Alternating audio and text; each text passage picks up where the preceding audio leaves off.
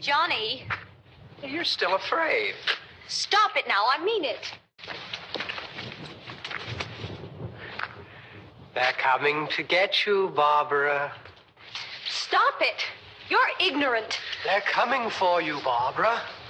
Stop it. You're acting like a child. They're coming for you. Look. There are 3 people on this planet that missed graveyard cars last week. Barbara, her idiot brother Johnny, and you. Now, they're both dead. That's why they missed it. What is your excuse? Here's what you missed. Look, there comes one of them now. Who's Barbara? He'll hear you. Here he comes now. Last time, Mark, Alyssa, and Dougie installed the drivetrain in the ultra-rare, one of 2, 1970 Hemi Coronet convertible RT. This time, Mark and Alyssa validate a 1970 Dodge Charger RT 440 automatic in B7 blue and a 1969 Dodge Charger RT 426 Hemi 4-speed in B5 blue. They're coming to get you, Barbara.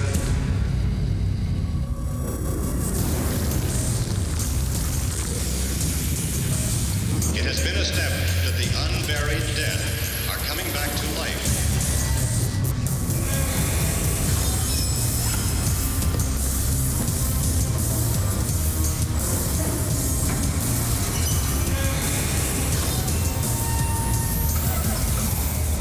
Because of the obvious threat, this station will remain on the air day and night. In 1970, Dodge built 8,574 Charger RTs with a 440 Magnum. Of those, only 1,443 had a 4-speed transmission. That left 7,131 with the automatic transmission. This B7 blue, white top, white interior, AM8 track air conditioning car is one of them.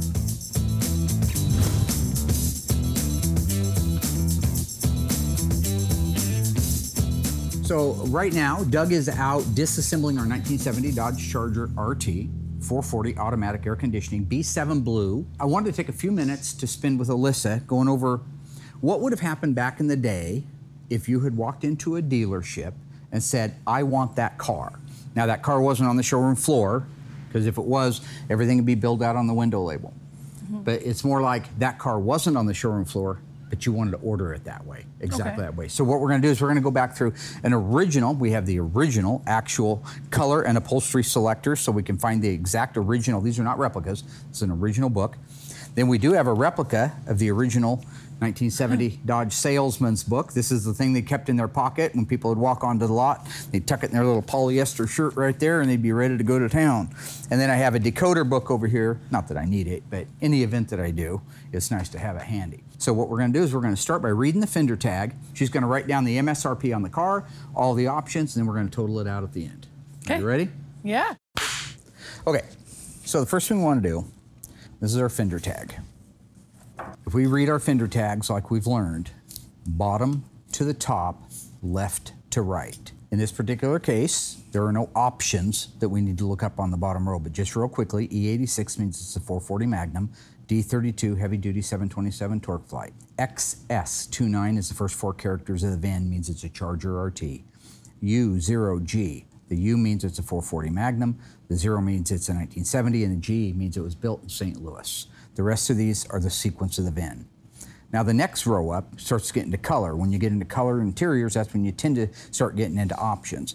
This is EB7. The E means that the color first came out in 1969. B7 is the shade of the paint.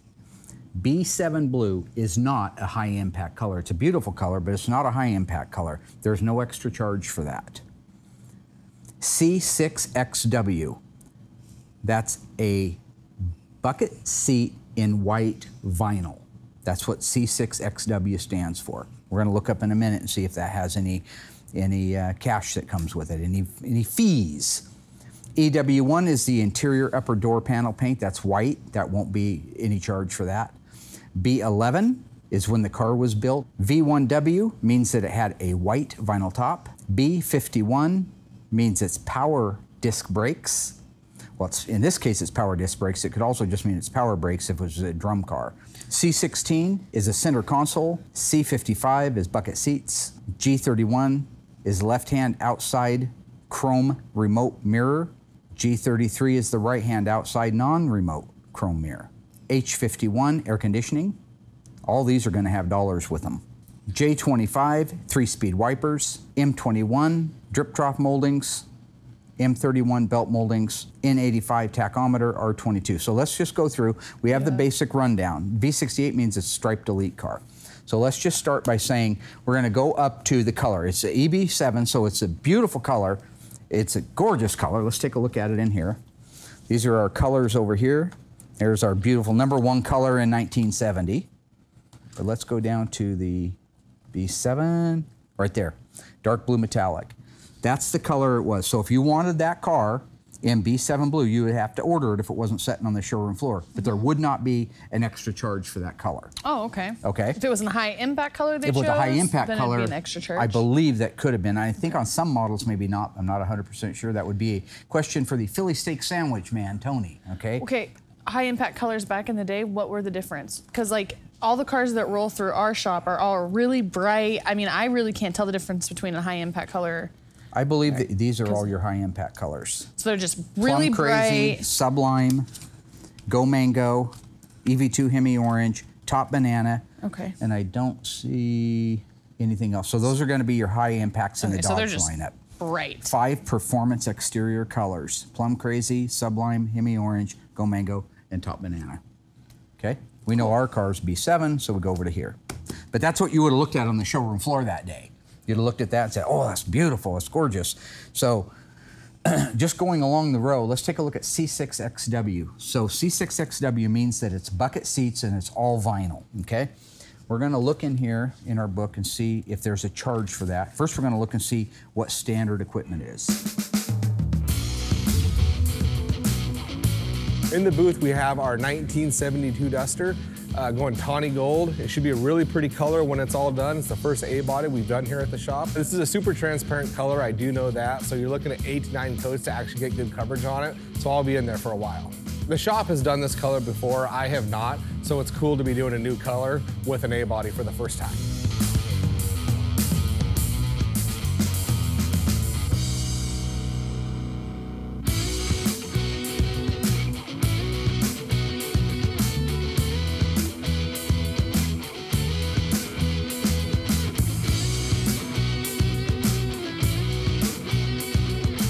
It wasn't difficult, it was just, you know, it's one of those things when you do that, a car that's super transparent, you just know you're gonna be there a while. It took 4 gallons to get good coverage, so you just gotta slow down, take your time, and just go through the steps, and everything came out great because of that.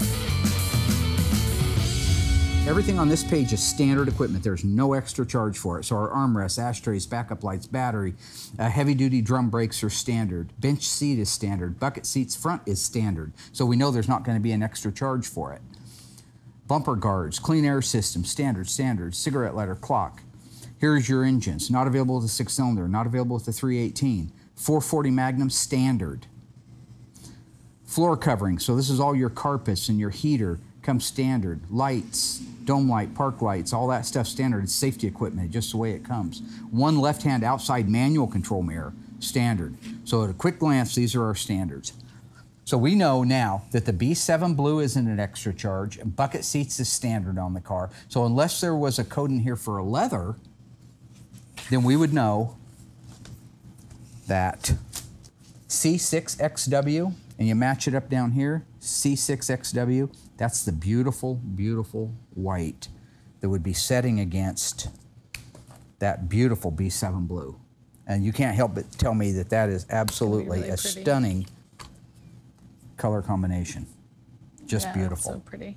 All right, the good news is we haven't spent any extra money and we're cruising along all right. So B51 is your power brakes. In our case, ours is a disc brake car. And if you added disc brakes with power brakes, which is mandatory, $27.90. So you better put $27.90 down there for power disc brakes. All right, and then the next one over is C16. That's a center console. Let's see what they have to say about that. C16 right here. Center console, not available with 3-speed on the column shift, not available with the center front seat, optional with bucket seats, $54.45. is our price to add a center console. $54.45. $54.45. Okay, G31 is our left-hand outside mirror, I believe. G31. Oh, excuse me, I had those flip-flopped. G31 is the right-hand outside mirror, $6.85 for G31. And G33, which is the left-hand outside remote control, $10.45. Because remember what we said earlier, a manual outside is standard because it has to have a mirror from the factory. So we go to the next one, which is H51. Air conditioning. What did they charge back in the day for that? Let's see, H31, H51, air conditioning with heater. Not available with a 4-speed. I always knew that. You couldn't get a 440 4-speed with air conditioning, and you couldn't get it with performance axle packages either. A31, A32, A33, or A34. Total price to add air, that's spendy. $357.65. Jeez. But I'll tell you what, driving around on a hot summer day, you'd be glad you had it. J25 is our 3-speed wipers, standard with a 383 and a 440 RT.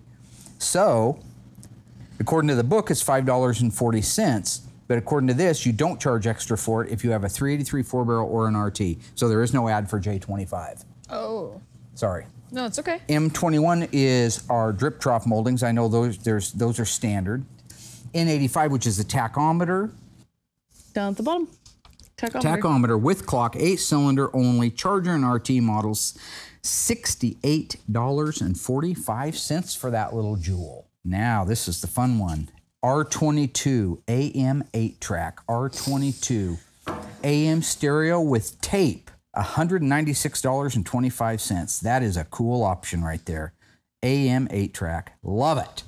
Let's go up. V68 means it's striped elite. 26-inch means 26-inch radiator. And end is the last shift of the day. So we're going to run through and we're going to add them up. What do we have for a grand total?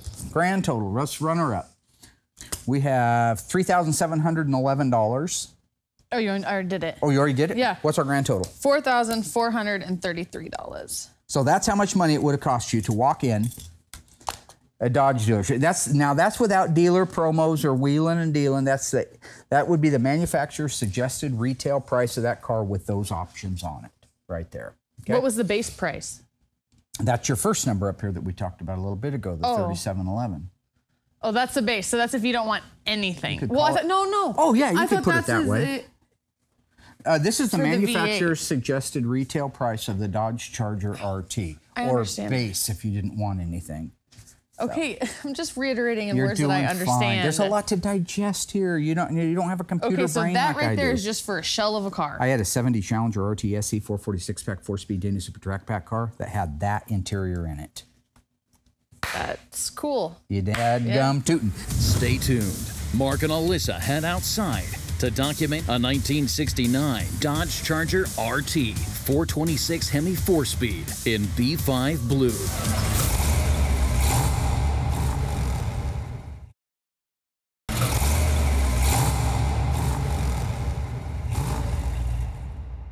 In 1969, 432 Dodge Charger RTs left the assembly plant with the legendary 426 Hemi. 225 of them were automatic transmissions, while only 207 were 4-speeds. This is one of those 4-speed cars, and the restoration begins now.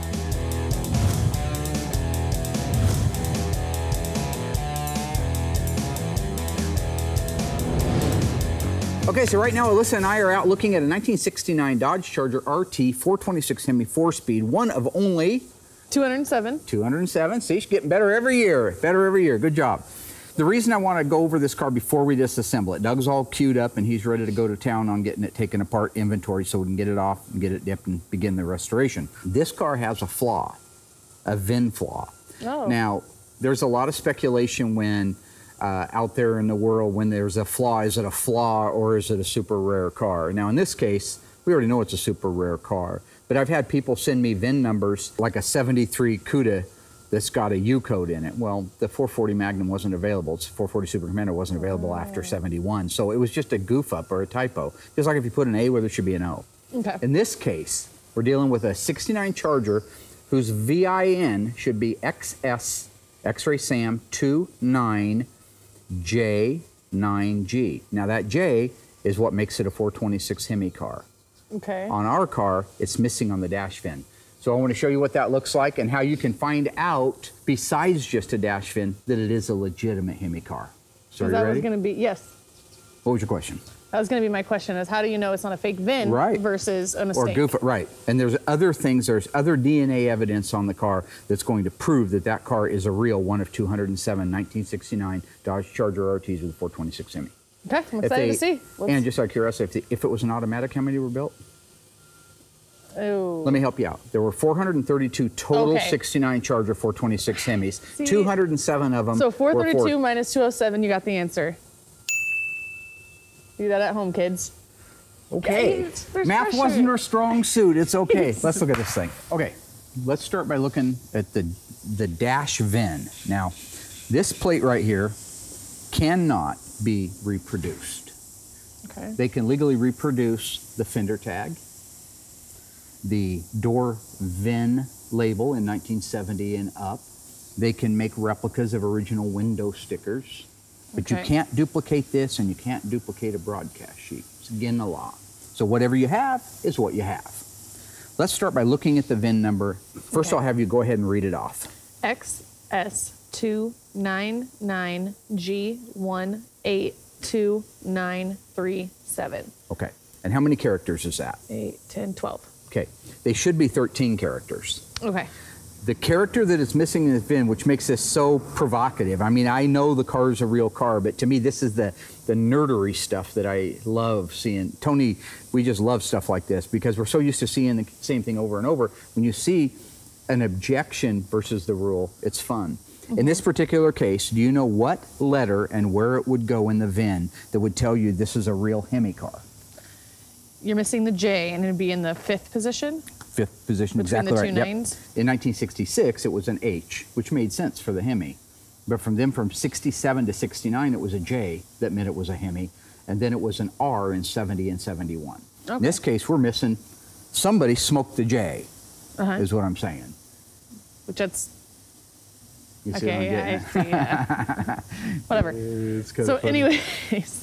Anywho, so the J that's is what made missing. that car special. So that's a big. So that's a big thing. You're out in a field and this thing's knee deep. It's up to here in water. All you can do is read the VIN. Oh God, XS299G, XS299. There should be a letter in there. There's no letter in there. You'd have to guess. Now in this particular case, it isn't buried in water, and we can look at the rest of the car, the rest of the markers on the car that tell us this is a real Hemi car. You will admit there's only 12 digits here. Yep. And there should be 13. Yes. All right. With that, let's take a look at the fender tag under the hood. That's our first piece of nomenclature. Okay. The first year of the second generation Dodge Charger, 1968, gained most of its popularity from its star role in the movie Bullitt with Steve McQueen.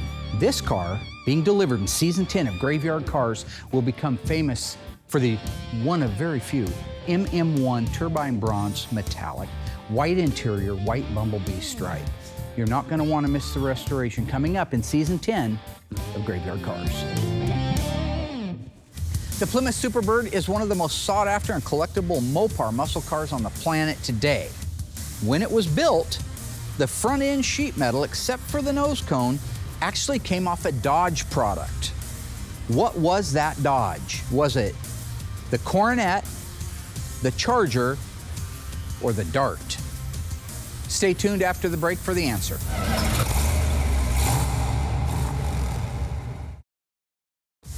(1970) Plymouth, keyword Superbird.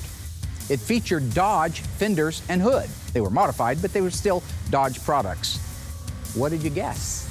If you said Coronet, you're absolutely right. The Plymouth Superbird used Coronet fenders and a Coronet hood that were modified. Now, today, they do not reproduce the fenders or the hood for the 1970 Coronet, which is why you can pay a pretty big premium for a pair of fenders and a hood if you're building a tribute car.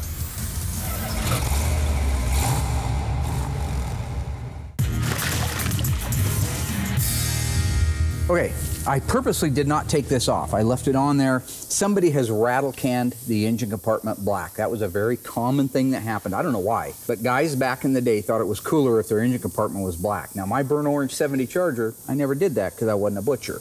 But somebody felt the need to paint this engine compartment black. And if you're watching, I'm sorry. It's not my cup of tea, all right? This is the original fender tag. You can tell by, you see these markings right here, these stamps? Yeah. Those are inspection. That's the person that inspected the vehicle, stamped those numbers in there. This is a very real original. If you compare this to a replacement, this is 100% authentic. All right, the bottom row. Now we know that our fender tags read bottom to top, left to right, just kind of opposite of the way that a book would read. So we start on the very bottom row. Okay, so the first one is the E74. That's the engine size. What size is an E74? Hemi. Yep, 426. 426. The next one is a D, like David, 21. What does that stand for? 4-speed manual transmission. That's fine. 4-speed. That's the gold right there, the D21. That's what makes it even more desirable. Most guys want that D21 there. This is the full VIN. So let's read it. XS29J9G182937. Okay. And we know from our VIN, the one digit that's missing is the J. Yep. You love the J, right? Yep. Okay. I mean, it's a Hemi.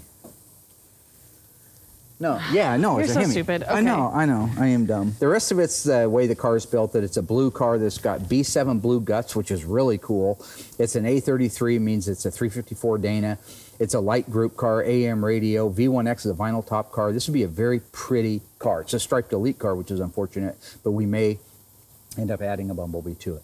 But now we have an original fender tag that does have the full VIN on it, and that VIN is very important because of that J right there. Now, the secret or hidden body numbers that will match the last 8 characters of that VIN, let's take a look at those. 6 characters? Well, the last 8 characters. Oh, so it's going to be 9G? Right, except that they usually put the G and the 9 backwards for some reason. But let's take a look at the radiator support. This is the upper radiator support, or the yoke. This is one of the hidden numbers that they talk about. And the reason they call this one a hidden number is if you look, there's the number. If the radiator was mounted in this car, it would be difficult to see it. You can, but it's difficult to see, and that's one reason they called it a hidden number. This is a theft prevention thing. If somebody stole that fender tag, or they stole the car and they put a different fender tag on it, and it didn't match this number here, or the dash VIN didn't match this number, something's up. Yeah. This is the things that make it numbers matching. Now this one's missing the original engine and transmission, so it's not a numbers matching engine and transmission, but the body is. All right, so let's take a look at that code right there. I'll point to it. Okay, so it's G9182937. Okay. So. And if you read over here. They flipped the 9 and G around, which you said they were going to do that. They do that. And then it's 182937. Perfect. So it's the same. So looking at this radiator support in through these areas here, it's really hard to see, but this is all original spot welding through there. So that tells me that radiator support's never been changed. So now there's another hidden number on the back of the car on the trunk lip. So let's take a look at that. Okay.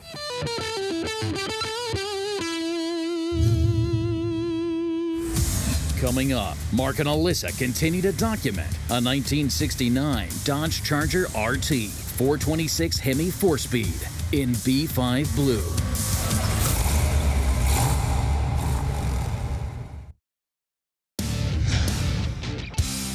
Raise it up. There's our lid. So that's where the VIN is. Why don't you go get the drill and the wire brush off the Ranger. I've actually cleaned this off earlier. So normally, here's what you have. You see the weather strip that goes around this side right here, all the way around? Yep. It went at one time, you can see the residue of it all the way around. They put that VIN underneath the weather strip, so you have to pull that weather strip back.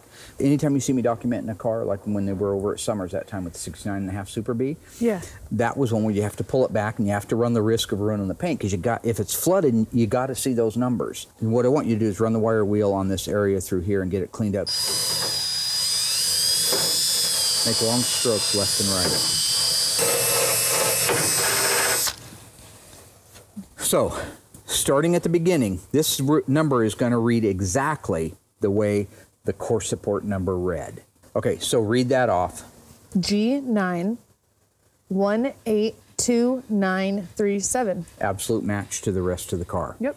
Now, also, just to point out, that is definitely a number 1 and not an I. I've had people make the mistake of thinking that's an I because it looks like it. Yeah. They never put an I in the VIN. They didn't want it confused with a 1. And there's no zeros here, but if there was a 0 in there, it would really be the number 0 and it wouldn't be the O. They also never put an O in the VIN. Okay, so we know now that the trunk lip hidden numbers that spend its whole life underneath that weather strip match the radiator support, which spent its entire life on the car, which match the fender tag that doesn't look like it's ever been off, matches the dash VIN.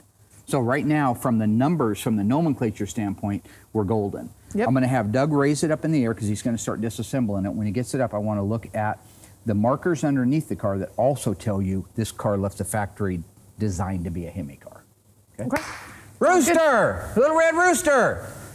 Punky rooster! Why do you call him that? Ever tell you about the time he was dragging a mannequin up the hill he dug it out of the garbage down there at Payless, and he was walking up the hill with it like this? Oh, I just tell him what a great job you've been doing. So far, Mark and Alyssa calculated the 1970s cost of building a Dodge Charger RT 440 automatic with air conditioning, B7 blue over white interior. Now, Mark and Alyssa finished the documentation of the 1969 Dodge Charger RT 426 Hemi 4-speed in B5 blue. Back in season 3, we did an inspection of this car. It's a 1969.5 Dodge Super Bee, an M code car. It's an A12, one of only 826 ever made. Now, it has gone through the body, gone through the metal shop, and ready to be finished. The owner is anxious, we're anxious, and now you can not only be anxious, but watch it in Graveyard Carz Season 10.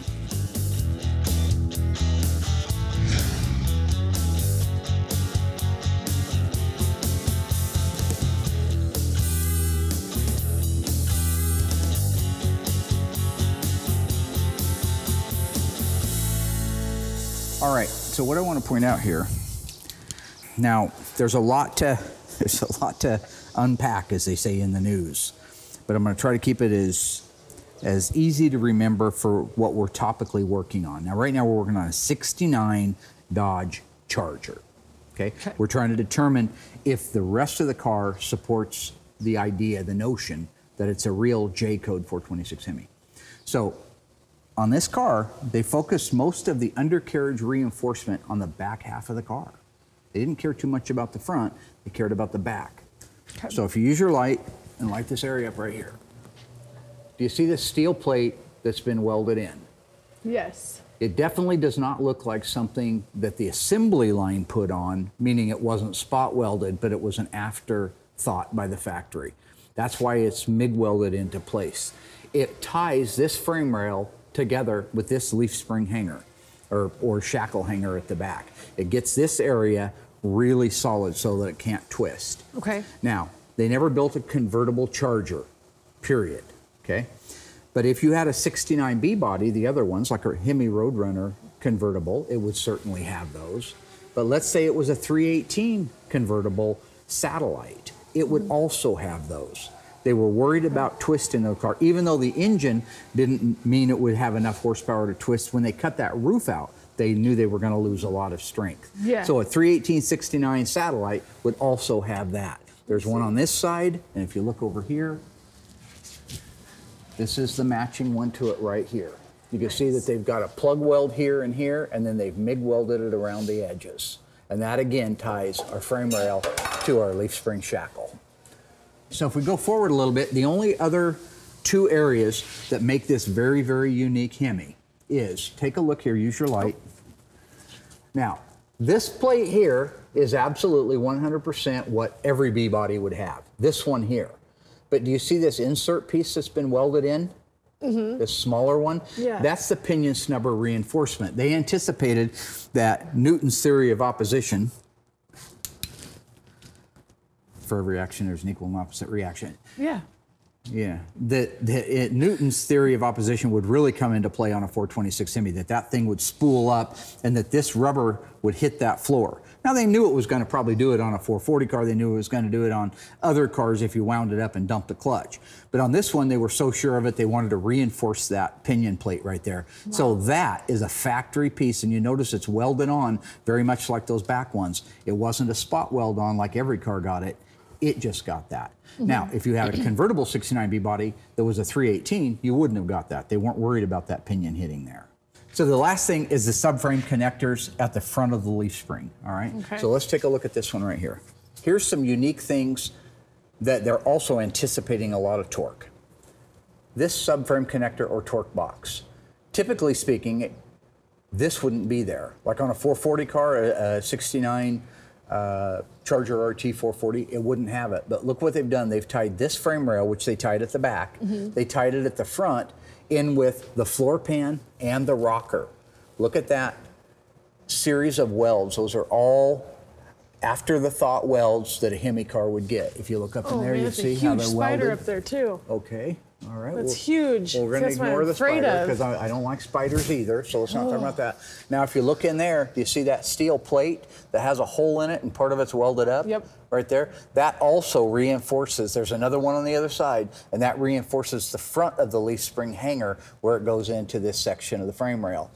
Come over to this side, and you can see it right up through here very barely, but do you see that extra piece of metal in there? Those are what tell you this is a real live 426 Hemi 1969 Dodge Charger. Okay? Okay. All right. Class adjourned.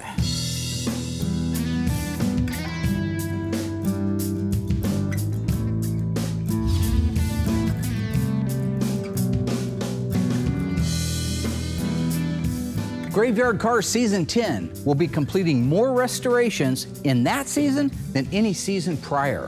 One of those cars is going to be this 1969 GTX 440 automatic white interior over B5 blue paint. The guy that commissioned it to be done has been dreaming about this car his entire life. It's time for that dream to come true. Stay tuned. Graveyard Carz Season 10.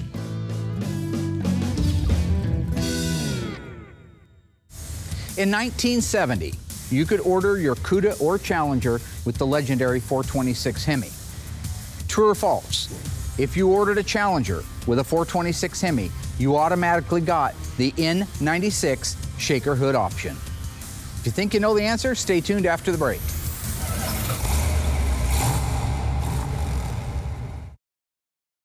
All right, my fellow ghouls, how did we do? If you went out and you bought a 70 Challenger 426 Hemi from the factory car, did you automatically get the shaker hood? If you said no, you're actually right. It's kind of interesting. Now on the Cuda, the 70 Cuda, absolutely. If you got a 426 Hemi, you got a shaker hood. But on the Challenger, the shaker was still optional. So for example, we have a 1970 Dodge Challenger 426 Hemi original Survivor car, and it is not an N96 shaker hood.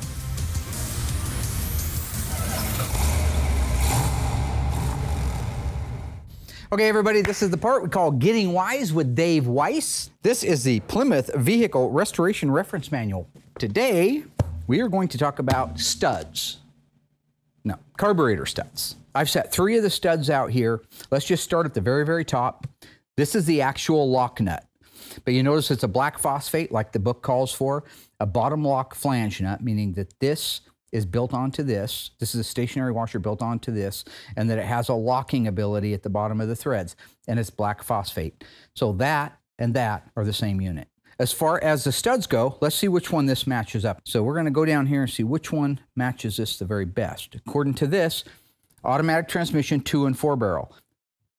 But if you set that there and you take a look, you'll see these are not actual sizes, so you can do your measuring there. In the other section, there are full measurements for it. I just want to show you that at a glance, you could look and see that this has the locator hole for the pin, the threaded shaft, then you have a shank, a recess for a clip, another shank, and then a final recess for another clip. The one thing I encourage people, and I don't know why they're not doing this when they're making these, if you're a purist, take a real nice look at the end of that stud. You see how it tapers? And ours is a blunt end. That's how you could tell at a glance at a show that that was a new reproduction carburetor stud and not an original. The other thing they're talking about here are these washers. There's our original washer. It's a flat washer with the zinc plating. They're talking about a zinc finish for the washer right there. These are the hairpin clips.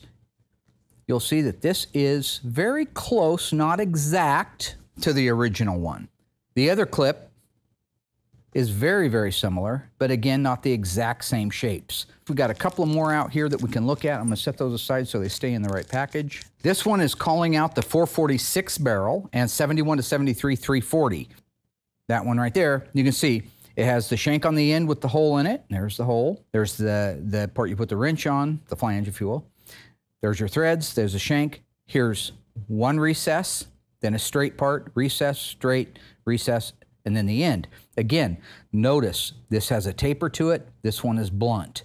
Even in that middle one, that one right there looks to be narrower than that one. Would anybody ever notice? It would be very, very hard to.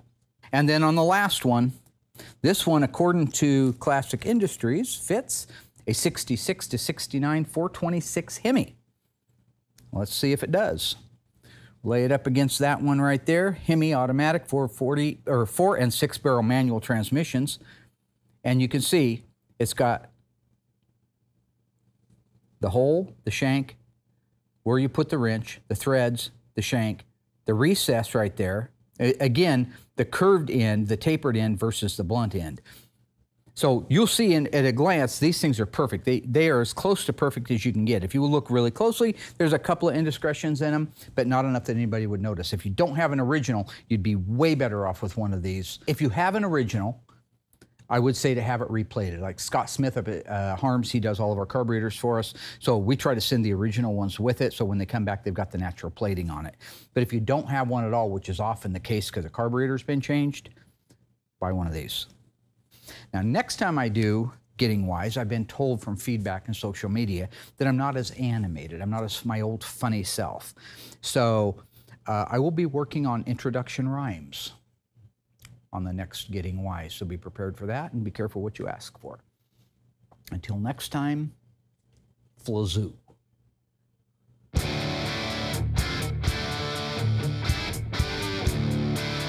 Right here is our 1972 Duster. We got the buffing completed, the undercoating is done, and I'm getting ready to roll it over to Dave for final assembly. We didn't have any problems with this car other than it just takes time. You know, it was 8, 9 coats of color, so that took some time, but outside of that, the car looks amazing. It's gonna be one happy customer when this thing is done.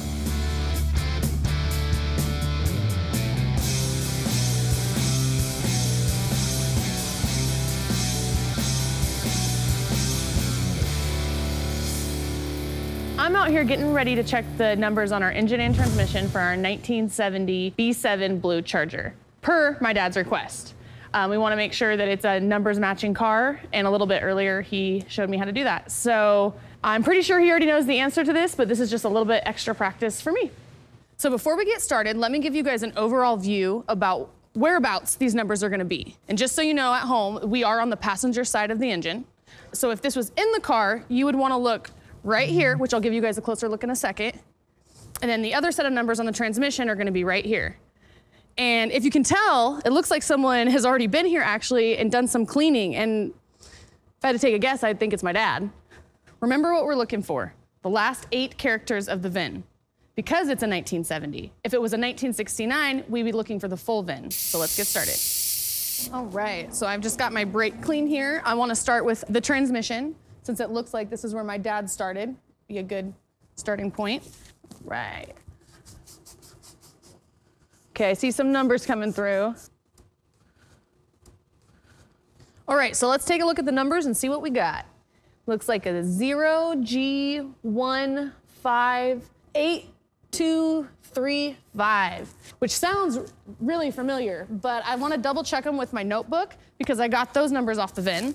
158235. All right, it matches. So this does look like it's a numbers matching transmission. So let's check the engine and see if it matches as well. So where we're gonna be looking for these numbers on the engine is right here in this raised area. So you see this area here, this raised area? They did that intentionally so that they could shave this bottom portion off and put the VIN. So let's clean it off and have a look. I already see the numbers coming through. All right. Looks like a 0G1582235. That sounds like that's the number. 0G158235. All right, looks like we got a numbers matching engine and transmission. I'm so excited to report back to my dad and let him know, although I'm sure he already knows that, but that's okay.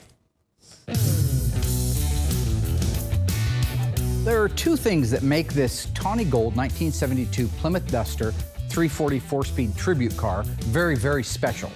One, the gentleman who commissioned it to be built had us build it based on his original window sticker that he still has of his brand new 1972 Duster he bought back in the day. The other thing is, it's getting restored in season 10 of Graveyard Carz. I wouldn't miss it.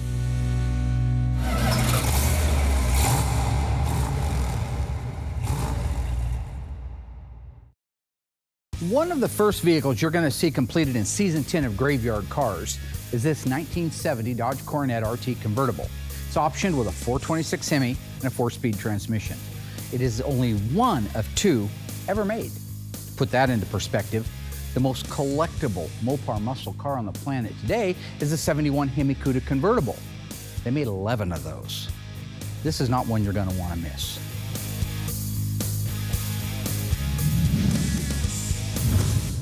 So I just finished up my homework. Now I'm ready to report back to my dad. I don't think he's gonna be surprised, but I did my part, so. Dad?